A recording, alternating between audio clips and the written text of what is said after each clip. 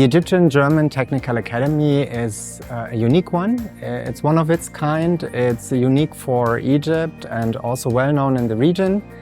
And we are very proud that within this alliance, Siemens Energy and GIZ have joined hands for the common goal to set up this academy and to create training programs and to offer them to the organizations here in Egypt and also in the region, and of course to individuals.